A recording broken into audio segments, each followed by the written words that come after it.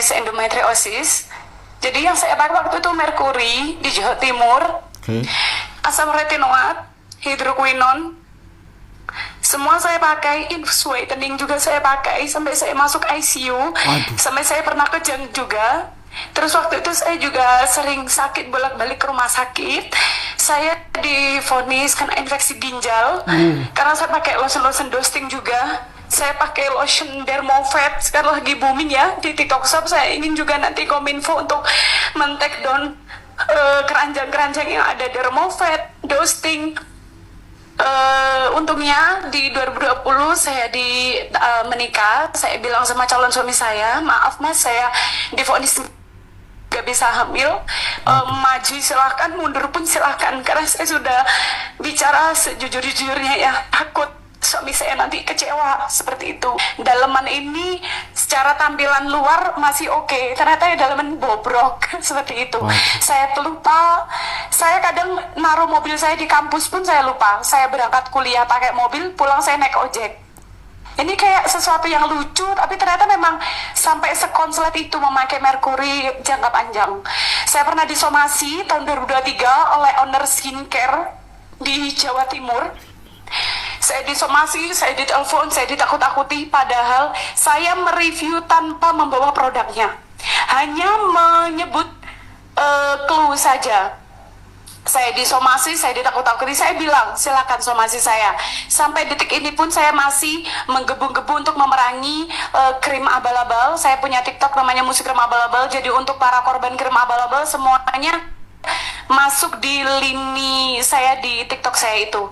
Jadi itulah wadah untuk para korban bersuara selama ini. Dengan adanya Doktif, Dokter Ika, Kak Vera, Pak Gatot, semua teman-teman influencer sangat membantu sekali untuk gerakan anti krim abal-abal karena efeknya masih ada. Kalian sudah mendengarkan langsung salah satu korban efek samping penggunaan produk berbahaya dari salah satu produk skincare. Ini juga menjadi PR gitu ya bagi Uya Kuya. Kemarin kan sempat menggebu-gebu untuk menanyakan kepada publik kalau ada yang merasa menjadi korban pemakaian skincare berbahaya, segera laporkan. Dan akhirnya Doktif beserta tim, bahkan ada Bang Sunan Kalijaga, ikut ke Komisi 9 DPR untuk menyuarakan aspirasi mereka. Dan kebetulan Doktif ini membawa beberapa korban skincare yang berbahaya. Kalian sudah dengar tadi? Siapa yang gak merinding coba mendengar sendiri kesaksian dari ibu ini? Lupa ingatan, kemudian ginjalnya rusak, dan efek samping lain yang dirasakan. Sepertinya para mafia skincare mulai ketar-ketir melihat Doktif dan dokter lainnya mengunjungi Komisi DPR untuk menyuarakan aspirasi rakyat yang menjadi korban skincare bahan berbahaya. Mana si Uya Kuya yang biasanya selalu ikut nimbrung? Tuh, Bang Uya Kuya. Sudah dijawab ya sama Doktif. Dan satu hal yang bikin fokus, pada saat mereka speak up, ngomongnya itu lancar banget, lugas, tegas ya, to the point, dan tepat sasaran. Kenapa? Karena mereka berbicara dari hati. Apa yang mereka ungkapkan itu dari hati, bukan sesuatu yang dibuat-buat, guys. Nah, ini salah satu cuplikan Bang Sunan Kalijaga, kuasa hukum Dr. Oki, ikut hadir di rapat Komisi DPR ya. Jadi Bang Sunan ikut hadir di sana, ikut mendampingi Doktif. Jadi kita bisa pastikan di sini ya bahwa ada persatuan yang luar biasa di sini antara tim Doktif, kemudian Dr. Oki, Nikita Mirzani. Bebas nanti aja. Sekarang hari ini gimana Bang? Kondisinya itu gimana Bang? Sehat-sehat. Hari ya sama Dokter Oki ke Polda. Setiap hari Bang. Setiap hari. Saya terima kasih banyak Dokter Oki yang begitu membackup secara total, memberikan waktu, meluangkan waktu untuk selalu hadir, mencoba. Jadi ini adalah dalam bentuk untuk menegakkan kebenaran. Di saat seseorang ingin mengungkap dan menegakkan kebenaran, apapun di depan, apapun resiko harus dihadapi, dan yakin kebenaran itu tidak bisa disalahkan ya. Yang jelas saya tiap hari dengan Dokter Oki selalu membesuk Nikita Mirzani. Jamnya saya nggak boleh kasih tahu. Jadi ini dalam bentuk untuk menegakkan kebenaran. Di saat seseorang ingin mengungkap suatu kebenaran, maka apapun yang terjadi ke depannya dan apapun resiko yang akan terjadi, maka itu akan dihadapi. Kata-kata yang luar biasa dari Bang Fahmi. Kemarin ada tuh beberapa orang, kita katakan seperti itu ya, atau oknum gitu ya, yang terus menyindir Dr. Oki. Dr. Oki, kamu kemana? Temanmu tuh sudah jadi tersangka, sudah ditahan di Polda. Kamu jangan cuci tangan dong, seolah-olah lepas tangan. Di sini Bang Fahmi sudah mematahkan teori tersebut ya. Setiap hari Oki Pratama datang ke Polda Metro Jaya untuk menjenguk Nikita Mirzani.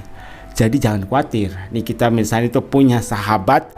Banyak juga yang mengatakan bahwa nggak ada teman artis yang mengunjungi Nikita Mirzani. Yang pertama, Nikita Mirzani itu nggak perlu teman banyak. Dia sudah pernah bilang, teman 1-2 udah cukup, yang penting berkualitas daripada teman yang banyak tapi tidak berkualitas.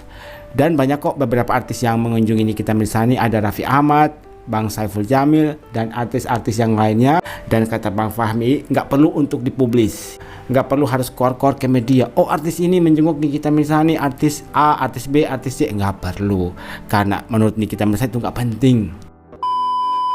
Aku hanya ingin menanggapi DM kalian yang menyatakan ada seseorang yang minta atau menyuruh aku berdamai.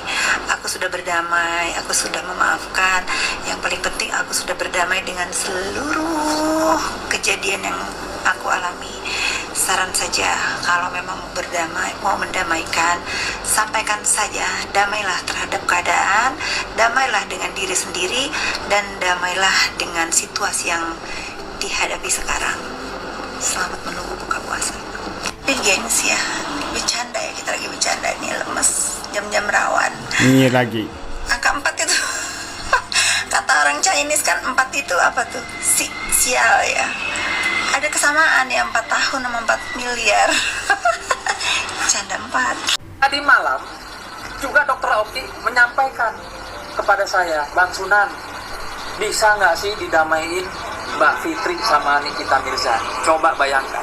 Nah, di sini ada pernyataan yang menurut saya cukup berbeda dari Ibu Fitri Sahuteru dan pernyataan dari Bang Sunan Kalijaga. Kalau kata Ibu Fitri Sahuteru, ada yang menyuruh saya untuk berdamai dengan Nikita Mirzani. Padahal konsepnya tidak seperti itu loh. Jadi Dr. Oki meminta kepada Bang Sunan untuk menjadi mediator agar Nikita Mirzani dan Ibu Fitri Sahuteru itu berdamai. Kemudian ada beberapa komentar yang seolah-olah di sini menyudutkan Nikita Mirzani, dan ada juga yang menyudutkan Fitri Sahuteru gitu ya. Kalau yang menyudutkan Nikita Mirzani, katanya si Fitri Sahuteru itu udah gak mau berdamai dengan Nikita Mirzani. Sebenarnya bukan Nikita Mirzani yang mau berdamai dengan Fitri Sahuteru, dan begitupun sebaliknya, bukan Ibu Fitri Sahuteru yang mau berdamai dengan Nikita Mirzani. Jadi Bang Oki itu konteksnya meminta tolong gitu ya kepada Bang Sunan Kalijaga. Bisa nggak kamu mendamaikan Fitri Sahuteru dan juga Nikita Mirzani? Guys, hari ini ada pemeriksaan SS, Panda, dan juga suami SS. Kalau tidak salah ya, ada 3 yang diperiksa. Dan kabarnya hari ini juga akan ditetapkan 3 tersangka atas kasus laporan dari Doktif.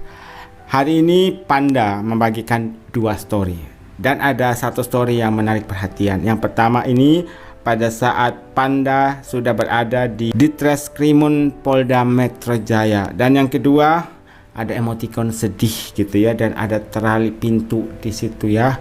Apakah ini menjadi tanda-tanda bahwa hari ini Panda akan ditetapkan menjadi tersangka atas laporan dari Doktif?